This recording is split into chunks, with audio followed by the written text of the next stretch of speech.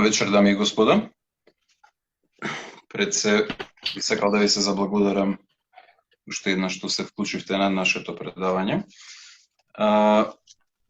и да ви ги честитам празниците кои што поминаа, нова година и празниците кои што следуваат. Кога сме кај празниците, вечерва доктор Нијами ќе ни одржи едно предавање за празниците околу нова година, како се празнуваат во Русија, кои се нивните обичаи и сличностите со нашите празнувања. Повелете, господине Нијами. Благодарам многу и ще се заблагодарам на сите што еве по новогодишните празници сте со нас. Повторно ви честитам новата година, како и божикните празници. И нашето вечерашно предавање, да не должиме, се нарекува Патник Божики, Богојавление, руски традиции и обичаи. Ке започнеме, значи, најпрво со Патник. Словенските народи уште во своето паганско време го прославуваат овој празник. Најпрво тој бил поврзуван со зимскиот сонцестој, а потоа станал дел од божикните празнувања. Во Русија на Коледа луѓето се маскирале. Побогатите се облекувале нови маскирни облеки, додека сиромашните само ја превртувале облеката, наопаку ставале маски од некое животно. Се верува дека во времето од Божите богојавление по белиот свет шетаат злите дуси, па затоа и во народните обичаи постојат многу застрашувачки маски со цел да се прикажат лошите сили. Веројатно ова ве потсетува и на Врчанскиот карневал. Маскирањето било особено интересно за децата. Тука гледаме една слика од една честитка која што е поврзана со божикните Бадниковите и божикните празници, а е од пред револуцијата во Русија. Маскирањето, како што реков, било особено интересно за децата. Тие оделе од куќа до куќа, им пееле коледарски песни на домаќините, а за возврат добивале некаков подарок. Вакви обичаи нели се имаме и кај нас. Значи, добиваат нешто со тоа што правиме една мала разлика, што коледарињето во Русија е многу интересно, кај нас е, значи, на 6 вечерта, тука сабајлето, тука завршува се, додека во Русија коледарските песни се пеат до Великден дури. Сега, еве, какви застрашувачки маски, ова е, значи, исто слика од пред револуцијата. Можете да видите. Ова се повторно честитки. И сега сме ке коледарските песни. Коледарските песни во Русија се малку поинакви од оние кај нас, покрај песните кои се пегуваат со пагански, со христијански мотиви. Руските коледарски песни имаат и битов карактер. Децата одат од различни куќи, не само децата, туку и повозрасни. Каде што ги познаваат домаќините, тие им пееле песни со кои им посакувале различни нешта во зависност, значи, од домаќинството. Ако оделе кај некој постар стопан, тие пееле песни во кои им посакуваат здравје, добар род и среќа. Ако пак оделе кај некој семејство во кој имало девојка за машење, тие посакувале на момата убав, вреден маж и среќен брак. И руските коледарски песни се одликуваат со сериозност и со свеченост. Сега тука би сакал да погледнеме еден инсерт од филмот Вечерите на имотот во близина на Диканка, според новела на Гоголј, можно кратко, за да видите како всушност изгледаат коледарските песни во Русија.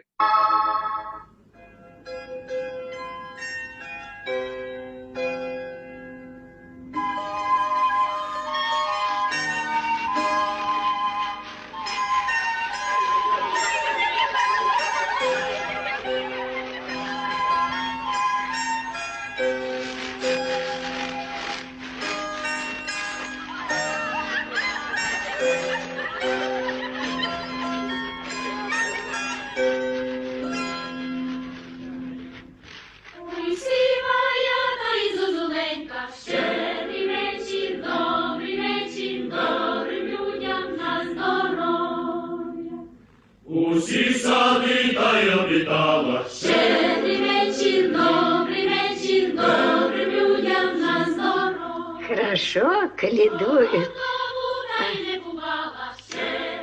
А помнишь, бывало, и мы с тобой. А в тім саду та й дитинemi. Щедрий вечір, добрим людям на здоров'я. Нова рада стала, як на небі хвала, на вертепах звізда ясна, увесь мир розсіяла, а у тому саду сиві грає, радуйся, земля сім, Божий народився. Така. По завршувањето на прошетката, нискуките децата започнувале својата игра, обично тие се санкали, си играле по снегот, пееле песни, танцувале и се веселеле. Коледарските обичаи се сметаа за изумрени во големите руски градови. Многу последно време тие се враќаат по својот сјај. Се почести се иницијативните за нивното возобновување во големите градови, каде родителите ги организираат децата од малото и ги праќаат да им пеат коледарски песни на соседите и на познатите. Ова што пред вас го гледате, мислам дека пред некој предавање го спомнав, тоа е Вертеп. Вертепот е народен куклен театар кој во Русија се појавил во крајот на 17 век. Всушност се работи за двокатно сандаче или мало шкафче со изглед на театарска сцена. Сцена на двата ката се поставуваат кукли со кои се игра представа. На почетокот представите биле со религиозен мотив, а подоцна започнале да се изведуваат и други видови куклен театар за децата. Денес за време на божикните празници Вертепот е атракција како за децата, така и за возрастните. И повторно се враќа традицијата за прикажување куклени представи со религиозни мотиви. Она што можеме го знаеме, нели, традиционалната божикна представа започнува од моментот кога царот Ирод дознава дека се родил Исус и решава да го убие, тој им наредува на војните од Витлеем да ги погубат сите деца помлади од 2 години. Војните започнуваат да извршуваат наредбата на старот, но старицата Рахил не го дава своето дете и покрај заповедта на Ирод. Правдината секако победува, на крајот Ирод мора да плати за своите злосторства, па смртта му ја цекува главата, ѓаволите го носат неговиот труп во пеколот, така започнува преславањето на раѓањето на Исус и победата на доброто врз злото. Предлагам да погледнеме една таква представа.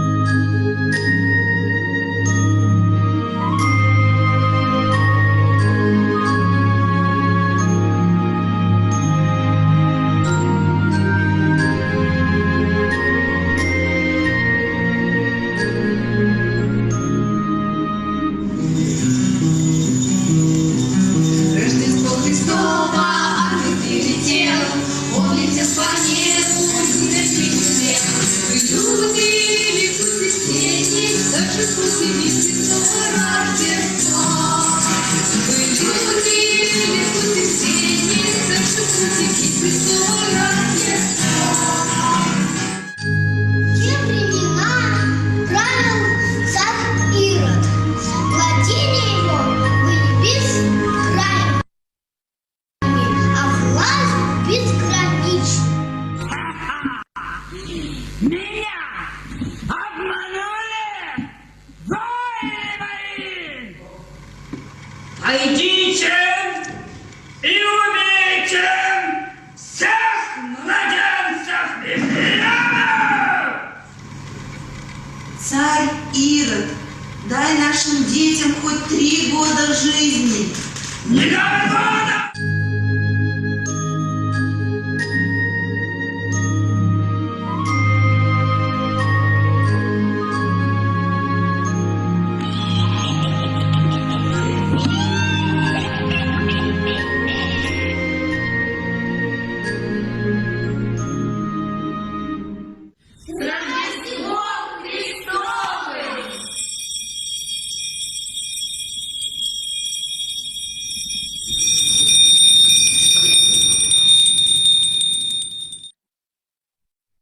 Ето така видовте, значи, една сцена со вертепот во современа изведба. Инаку периодот кој што е од Бадник до Водици, нели кај нас се нарекува некрстени денови, во Русија тие го имаат називот свјатки, кој што доаѓа од зборот свитој, односно свет, но иронично станува збор за најмногу светата паганска доба од годината. Русите верувале дека периодот помеѓу Христовото раѓање и крштавањето е време без крст. Па вели, Бог радосен по раѓањето на својот син ги отворил сите врати и ги пуштил вразите да си играат. Така вели народната легенда. Во текот на овој период работата била забранета, особено за младите. Тие биле зафатени глумвеки, ѓаволчиња и духови. Момците и некои храбри девојки на себе ставале застрашувачки маски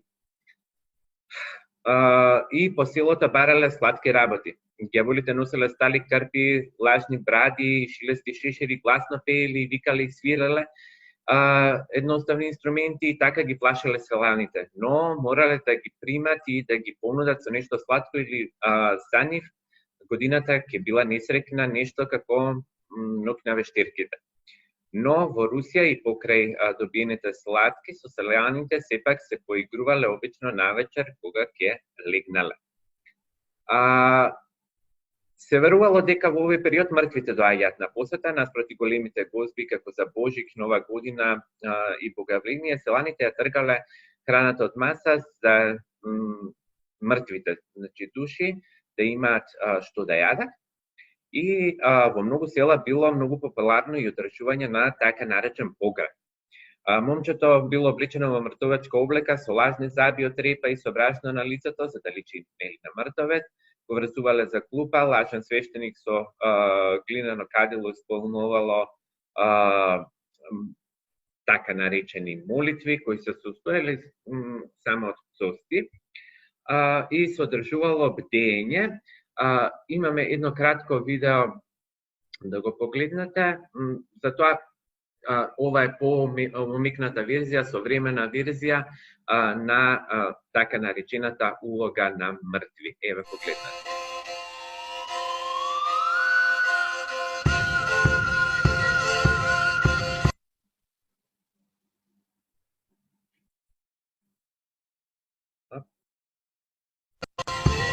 На святочных игрищах молодые парни приглядывали себе будущих.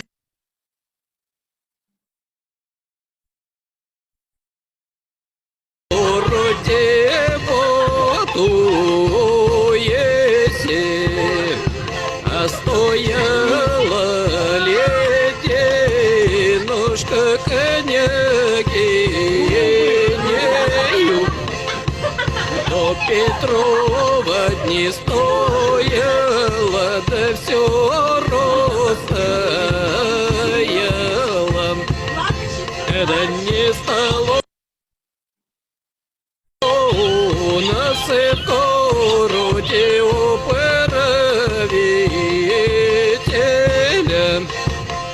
управителя. правителя в огороде судителем.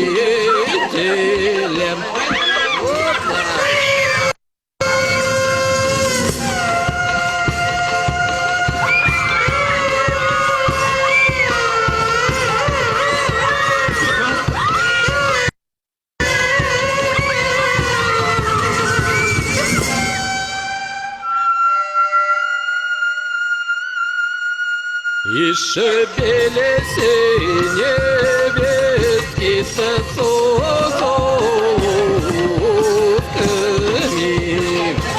да боевым палками, они мотовками, и шеяры молоками, да коромыслами.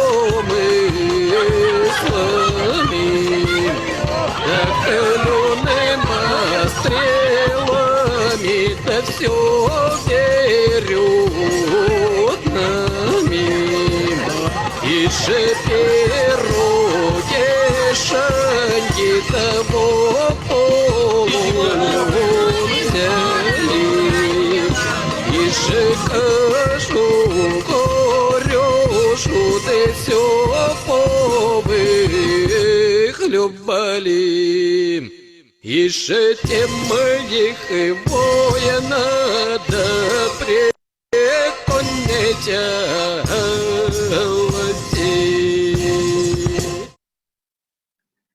Ето така, проблемот бил во тоа што мал број луѓе биле подготвени да бидат домаќини на една ваква бизарна свеченост во својата куќа, па така младите често барале некоја стара колиба.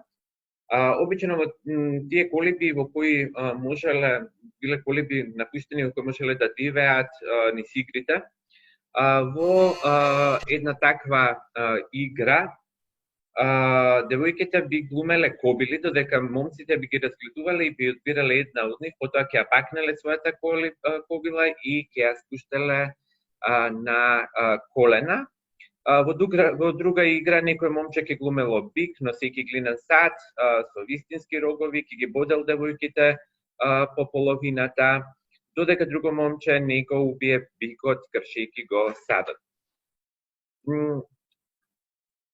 Секако, многу интересно е во овој период тоа што се вршало така наречено гатање.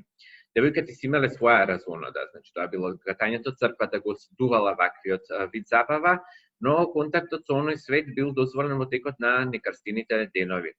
Целта на предвидувањето на судбината е да се погоди кој ќе биде нивниот младоженец. Судбината се предвидувала на крстосници во бањите и во близина на реките, секаде онаму каде што наводно се собирале духовите. Навечер девојките оделе во бањи и ако ги допре влакнаста рака, тогаш нивниот иден маж ќе бил богат. А ако ги допре гола кожа, мажот ќе биде сиромах. Замислете само какви шеги и трикови можеле да се случат тука. Наполно девојките ќе дошле на раскрсница, каде би слушала, ако слушнат песна или пење, нивниот семен живот ќе биде среќен, ако не слушнат ништо, тогаш ќе биде исполнет со тага. Девојките исто така можеле да одат на реки и да погледнат во дупка во мраз под месечина. Постоела можност дека така ќе го видат ликот на својот иден маж. Важно било девојката со себе да понесе распетие, нож или жарче за да се заштити од злите духови. Понекогаш девојките со себе носеле петел кој ги штител и ако викнел ќе го истерал ѓавол. Младите луѓе често се шегувале со своите соседи кога обично по полнок се враќале од своите дружења. Овие ѓаволчиња ќе се пикнале во колибите и ги превртувале бурењата со тесто или со вода, да би ги валкале минувачите со чад, ги буделе луѓето чекајќи на нивните врати, им ги мачкале вратите со гној, краделе ствари и слично. Понекогаш ваквите лудори знаеле да бидат прилично скапи, од џаците понекогаш се затнувале од ѓубре и така натаму. Според значи денот пред големиот празник Богоявление, кој се нарекува Водокрст или крштена вечер на руски, еден на струги пости. Овој ден представува подготовка за големиот празник, со кој се одбележува крштавањето на Исус Христос во реката Јордан. Во Русија постојат многу обичаи поврзани со Богоявление, некои датираат уште од времето на покрстувањето. Според народните верувања, на Водокрст вечерта пред Богоявление се бркаат нечистите сили во овие така наречени некрстени денови, злите сили се обидуваат да влезат во домот.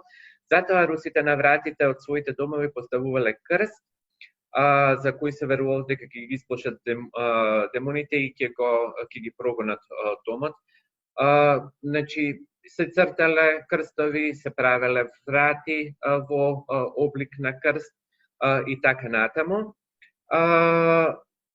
Исто така се поставувало крст, да кажеме, на прозорецот со цел на чистата сила да не може да продрее на ниту едно место. Во старите времиња се сметало дека доколку не се постави крст на вратата, оваа вечер во домот ќе зацарува лошото. Доколку домаќините пак навреме не го заштителе својот дом и во него ја пуштиле нечистата сила, тогаш постоело решение за тоа. На подот од куќата требало да се најде пукнатина од дрвото и на тоа место во домот до домалиот прст од десната рака се цртал триаголник, потоа на ова место се стапнувало со лева нога и се кажувале зборовите Христос воскресе, а не ти демону, амин. На тој начин злите духови го напуштале домот, а семејството се ослободувало од лошото. Луѓето, особено младите девојки, многу се плашеле од овој ден, од појавувањето на врколакот, кој тие го нарекувале огнен змеј. Овој врколак се појавувал вечерта пред Богоявление во вид на прекрасно момче. Девојките се влюбувале во него на прв поглед, а потоа не можеле да живеат без него. Освен крстот, од овој врколак се штители со тоа што собирале грцнено снег на Водокрст и го фрлале во печката од домот. Вечерта пред Богоявление се сметала дека е многу добра за предвидување на иднината. Како што рековме, девојките се собирале и гатале. Исто така се поврзани и многу верувања за судбината на човекот. Доколку некој бил крштеван на овој ден, се сметало дека тој човек ќе биде среќен сиот свој живот. Исто така се сметало дека е многу добро на овој ден да се прават веридби или да се договори свадба. Се сметало дека на тој начин љубовта помеѓу младите ќе биде вечна и дека нивното семејство ќе биде среќно. Доколку вечерта на Богојавление била ведра, девојките се упатувале кон црквите, таму низ затворените врати слушале. Доколку чуеле венчален хор, тоа означувало среќа, а доколку слушале упокоителна служба, тоа представувало лош знак. Доколку слушнале звук на камбана, пак тоа значи дека наскоро ги очекува свадба, а доколку чуеле немо тропање, тоа значувало скора смрт. За девојките исто така на овој ден било многу важно и фрлањето на чевел. Ти излегувале на улица и со левата нога ја фрлале, со левата рака го фрлале чевелот, потоа ќе виделе каде е свртен носот на чевелот и дознавале од која страна ќе дојде нивниот младоженец и во кој правец ќе се упати невестата. Доколку носот на чевелот бил свртен кон селото на девојката, тоа значело дека таа нема да се омажи во следната година. Денес пак во Русија главниот настан се случува утрото на 19 јануари, кога во црквите се организираат процесии. Парохијците одат во своите цркви и земаат учество во процесијата, а потоа со себе си земаат светена вода. Се верува дека оваа вода има лековити својства и дека оној што со неа ќе се измие ќе се ослободи од болестите и од лошите сили. Исто така, чест случај е кога со светена вода се попрскува и домот со цел тој да се ослободи од душите во него кои што влегле во текот на некрстените денови.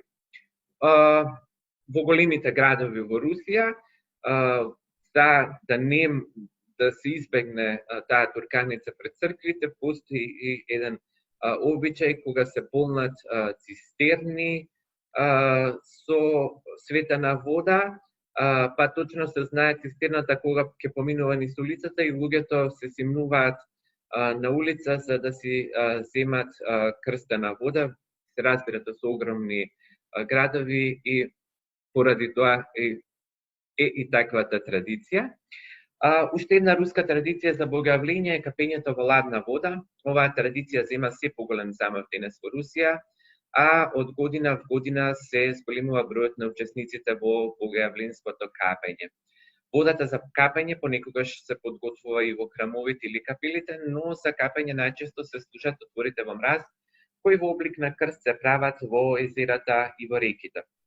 Во секој отвор се врши осветување на водата, а во непосредна близина постојат шатори за грејење, каде луѓето можат да се преоблечат и да се згреат во капењето. Еве вака личи една крштелница за водици. Гледате, од едната страна имаме дрвени скали во кои што се влегува. Во средината се прави малку подлабока дупка, значи предходно патот до крстот бил постелан со слама, краевите биле украсувани со огранчиња од елка. Значи свештеникот доаѓа ја осветува оваа вода и потоа луѓето влегуваат и се капат во неа со цел да имаат здравје, среќа и берекет во следната година. Како и за Божик, така и за богојавление, семејствата се собираат на свечен ручек, а трпезите се преполни со вкусна храна. На масата задолжително се поставува и погача, еве од едната страна ја гледате, на која на од тестото изработен крст, со што се символизира крштевањето на Исус Христос. Секако и во овие денови не треба да се заборави на оние што се сиромашни и до нив и ним да им се поделат вкусните нешта што се наоѓаат на богојавленската трпеза. Јас вака накусо пробегав низ трите празника кои што се слават и до ден денес во Русија, малку и во минатото се обидов да навлезам и да ви прикажам нешто. Толку ни е времето. Сега би сакал да прашам доколку има некакви прашања, дали ќе биде тоа во чет или можете да се пријавите со кревање на рака, или има таму едно кревање рака, па ќе ве вклучат. Повелете доколку има некое прашање.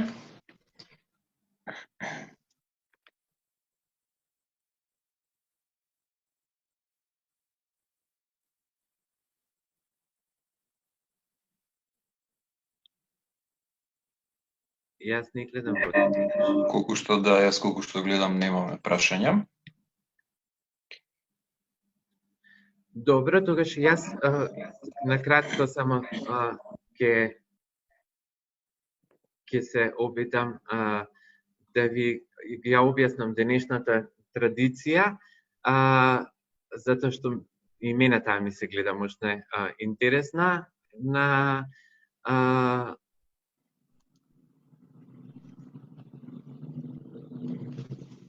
за богојавление. Значи, во Русија обично во ладните места на северот без проблем е да се најде езеро во кое што ќе може да се направи ваков крст, да се направи вака крстилница во која што луѓето ќе влезат да се избања. Во помалите места се бираат значи некои помали езерца во кои што ќе влезат луѓето. Сега, во последниве години, до минатата година, оваа година повеќе тоа поради пандемијата со COVID-19, тоа нема да се случува. Од година в година растеше интересот за ваквото капење. Значи, луѓето подготвени од рано наутро чекаат ред и тоа е многу интересно, бидејќи тие ќе дојдат, ќе се преоблечат и значи нели се во костими за капење, во озгора бањарка и чека така со капи, со бањарки, со папучи за да влезат во водата. На некои места свештеникот, значи, може секако тие ќе испливаат до крајот на крстот, на изглабениот крст, ќе го пакнат крстот, па ќе се вратат назад.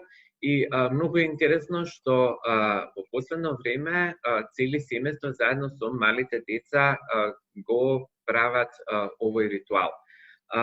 Јас можев да прикажам видеа во врска со ова, меѓутоа сметав дека кратко е времето. Како и да е, јас тука би сакал да ви се заблагодарам за вниманието. Повторно да ви ги честитам празниците и да ви посакам многу здравие, среќа, што поскоро да се видиме лично. И следниот петок се гледаме повторно онлайн на уште едно предавање на Рускиот центар. Ви благодарам, Дарко Пор. И јас би сакал уште еднаш да ви се заблагодарам. И да ви кажам, да ве поканам да не следите на следното предавање во петок во истиот термин. Останува 19 часот. Имајте си убава вечер и се гледаме следната недела. Чао, чао. Пријатно.